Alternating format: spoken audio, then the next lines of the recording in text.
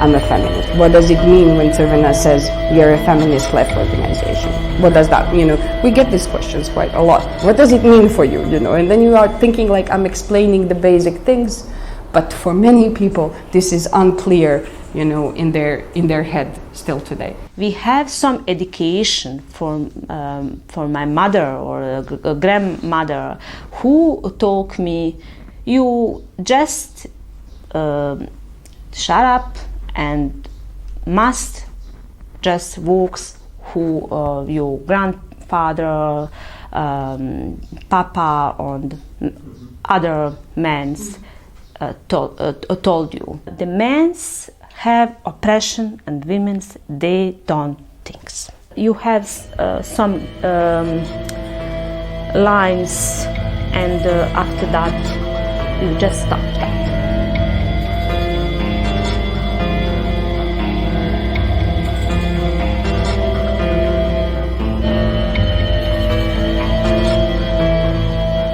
But if you have a lot identity, you have a lot of problems in Bosnia and Herzegovina. Because if you are feminist and lesbian, I know. They told me it is okay because every feminist is lesbian. That is wrong, but it's thing. It is easy when you have one identity. I just put in some box. Yes. I cannot really say that there is a feminist movement in Bosnia.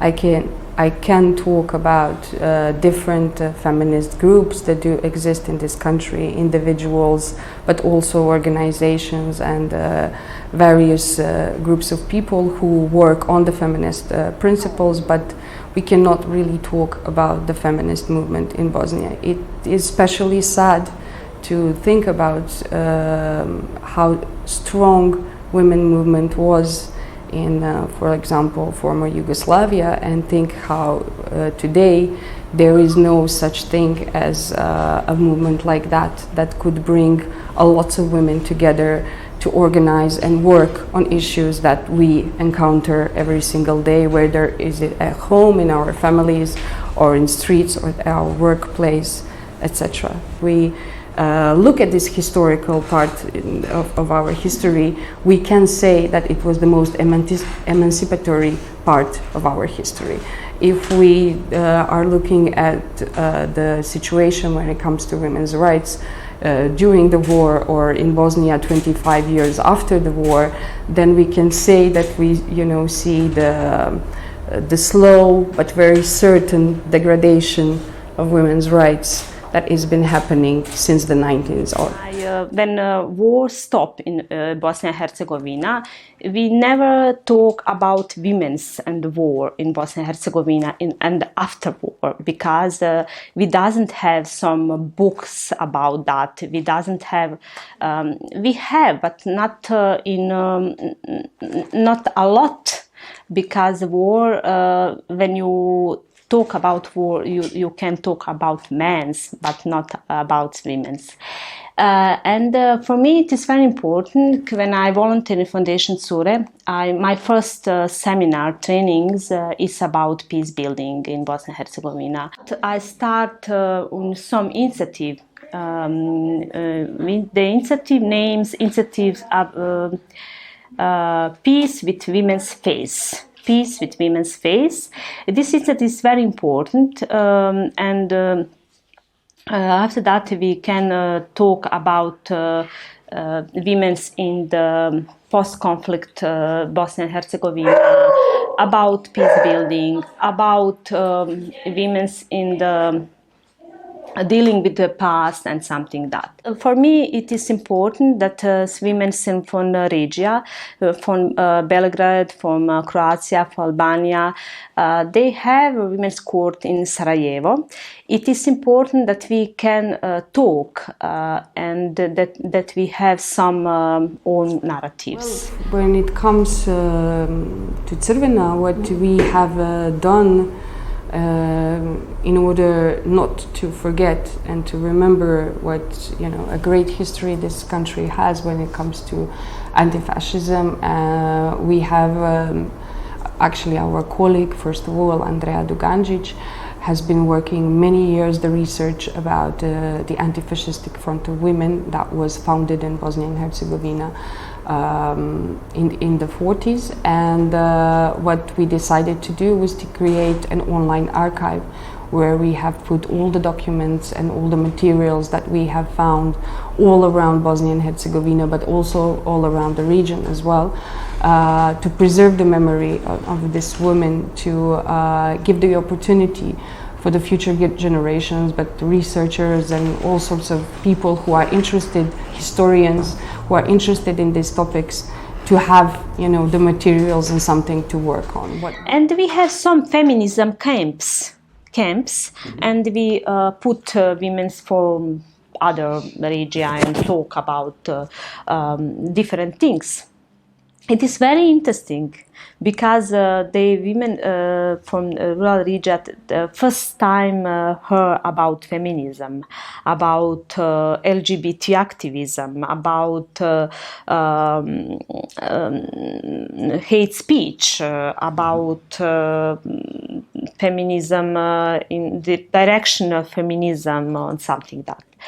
And it is interesting because this project put school, and we have cooperation with some school in Canton Sarajevo, and we have every month some education with children in the school, and talk about gender-based violence. But last year, it is very interesting. Government, the ministry, they put some papier or white documents. They write, you can talk about gender-based violence, but please don't talk about LGBT, about vagina and something that. I think that a lot of young girls, they cannot come in this feminism camp, you know, because they just cannot. The parents never give chance for opportunity for participate in feminism camp and listening about that and something that. The men's interesting what you talk, what you think and something that. But we have some strategic in the small local community. The women, they talk me, we just have traditional some things, and we are just coffee drinking. We doesn't walk anything, but we have some strategic and campaign and something that we have. Different big problems because we have segregation in the school. That's not feminism. The education is needed. We have a very bad educational system which basically encloses us in all sorts of ways. We have a system which is completely divided on the ethical and religious principles, and in this sort of society, the young people, those who were born after the war, those who have nothing to do with the history of their parents or etc., are, you know, being raised and being educated in a system that is very closed, very as I say, patriarchal. We have a lot of problems on women's in political lives, and when you see women's in political lives in Bosnia and Herzegovina, you see a lot of problems about feminism. In Bosnia and Herzegovina, we are very scared because in this year we have election, and I have 3 or 5 women who can supporting me, you know. That is big problems. Unfortunately, even today, you have very little women who are in the politics or on certain positions as representatives, either, you know, in the cantonal governments or the federal governments or the state government. And even if they are certainly not feminist, and they are certainly not, there to work on the issues of women's rights. But the women's in political party don't supporting other women's. Why? And if you are feminist, you must have answers in these questions. If you are going in the rural region, we doesn't have place for women. We have some small organization who die because they doesn't have money, they doesn't have place. My first question when we have some workshops with women, it is, do you reading newspaper, do you watch TV, but not Syria, do you hear about news? They told me, no, that's not my business, that is for men, that is my husband. I think that we must empowerment women, and they must have networks, and they must have place for coffee, drinking coffee, and they can talk about some strategy and some problems in the local community. If you doesn't women in some strategic in documents in the law, you don't exist. If you don't exist, you don't have rights. Although sometimes you have a very weird notion that you are able to say everything you want, but there's nobody listening.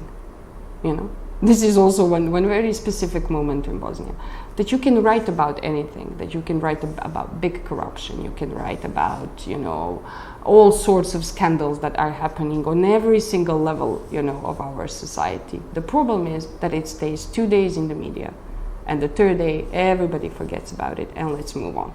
We are very sad after reading this research. This is first research, Women Who Inspire, because we have some question. First questions is, if you have some money, or what you with this money, I don't know, 100 euros. Every women they just ask, I don't know, I just buy every books for my child. I just buy all medicaments who I need. I don't know. Just one woman they write, I'm going on holidays, but not on Hawaii or something that. All women in Bosnia and Herzegovina is very poor. They doesn't have money. They doesn't have supporting for local government. They living in the, I don't know, they living alone. They very old women who doesn't have money, they walks and stop walking, and after that they doesn't have so money for living. When men give money women's, and they told you can with this money what I told you. They don't recognize that is violence. You have huge economical dependence of women, regarding, the men, because you have a lot of women who do not work, who are, staying at home, taking care of children, etc., etc. And, even if her husband beats her, even if he, gives her hell every single day, or tortures her mentally, psychologically, doesn't matter in which way, she's not able to go away because she has nowhere to go. There are many problems, that we are facing when it comes to gender violence, especially in the rural areas, especially there where you still have a number of women who never had an opportunity to educate themselves, never had many other things, and which believe that there is no way out and there is nobody to do anything about it. We also have some question about groups, ethnical, nationality groups. They doesn't have problem with that. They're very open for other people, for other identity. If you're going in other region, Bosnia and Herzegovina, if you talk with people, they told we doesn't have problem. If you're Muslim, if you're Serbian, if you're Orthodox, if you're Catholic, we doesn't have problem. The government have problem. We must have own strategy how recognize violence and how stop violence for men, and it is very important. But we first must talk with women how recognize economic violence and emotional violence or psychical violence, and also it is in Bosnia and Herzegovina. It is interesting when we see some violence, physical violence, not your business.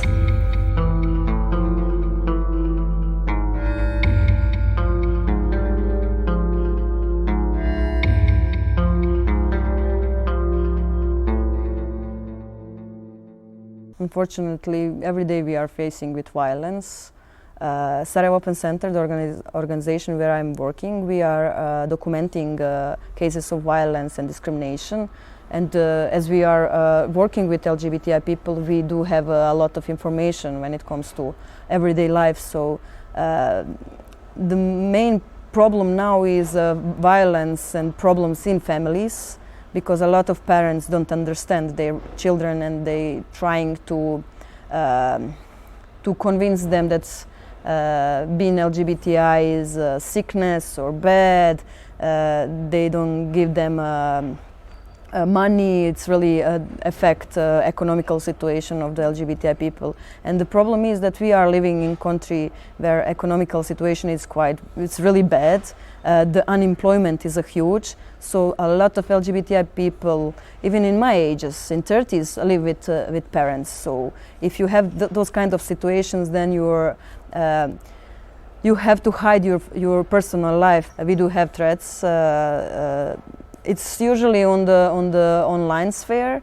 A lot of people are threatening to us who are visible, but also they are threatening directly to the Pride March for now. But it's not a lot, I would say. Like, for example, comparing with one protest that we had 2 years ago, protest against violence towards LGBTI people here in Sarajevo, there was more threats than we have now. But we have homophobic in Bosnia and Herzegovina, transphobic, lesbophobic, biphobic, feminist phobic we have. When it comes to Bosnia and Herzegovina, it's really important to have the whole picture. We have war here, and Bosnia and Herzegovina is somehow had a lot of difficulties during the last 25 years, and the LGBT activism in Bosnia and Herzegovina is the youngest activism in the region. We are discriminated. We cannot use our laws to get married. Also, when it comes to trans rights, trans people, our law said that only if you do the full transition, you can change your documents. But from the other side, state don't give you anything to do that. We didn't have actually the initiative from the activists to organize Pride. So this is the first time that we had this initiative. 2 months ago we started a media campaign for the Pride, and we wanted to include public figures because it's really important to have their support.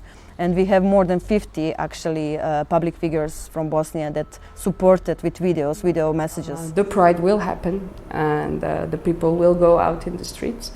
And we will see, how will the police that we pay for and the government that we pay for will protect its citizens from those who want to harm.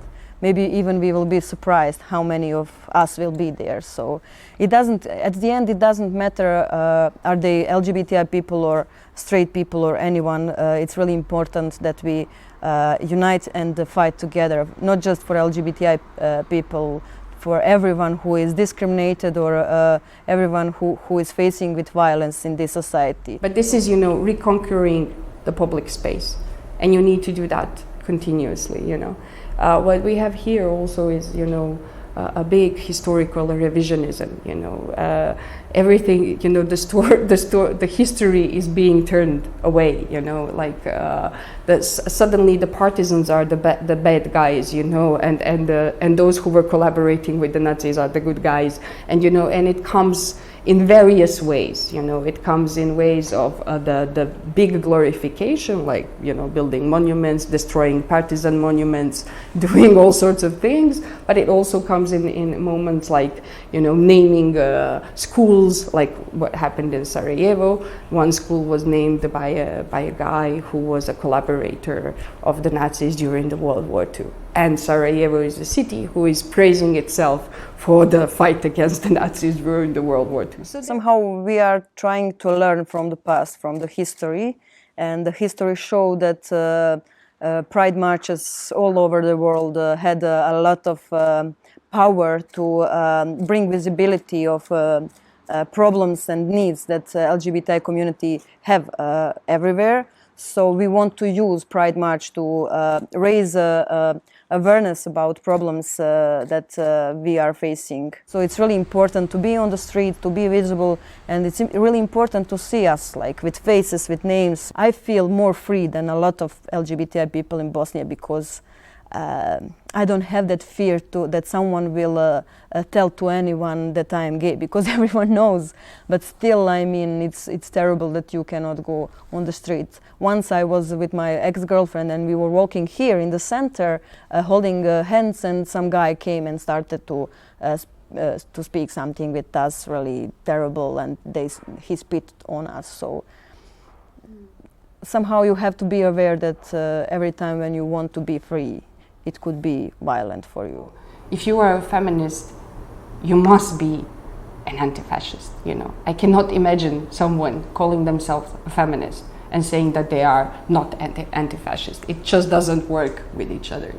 We are, reaching a certain point where women are, organizing themselves in the ways that they have never organized themselves before this. And I'm sure that we were lucky, for example, to be in Valencia for one of the marches. We were lucky, to see what happened there. And as my colleague said, it was a moment of crying, of being proud to be there in such a historical moment. It was an inspiration. It was a motivation, which is, I think, also very important, to know that if somebody was able to do it and somebody was able to organize all these people, then we can try to do the same.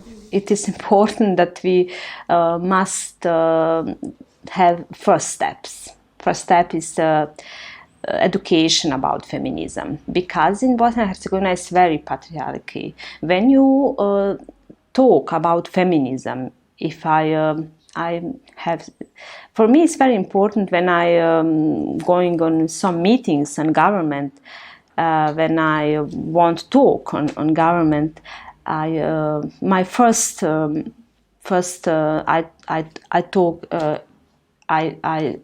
say my name and I say I'm feminist, because after that they laugh some political leadership. And for me, it's very important that I must talk about feminism. The connection of all of these struggles. It's the struggles for the rights of migrants, the struggles for everybody not to be illegal, the struggle, for women who are marching for their rights, for struggle for Roma people, for anybody, in this society who is in LGBTQI people who are having this year the first march in this city after, decades of not being able to go out, and the fear of violence which is still there and can happen, and etc., etc. So this is absolutely all interconnected. There is not one fight. For us, it does not exist.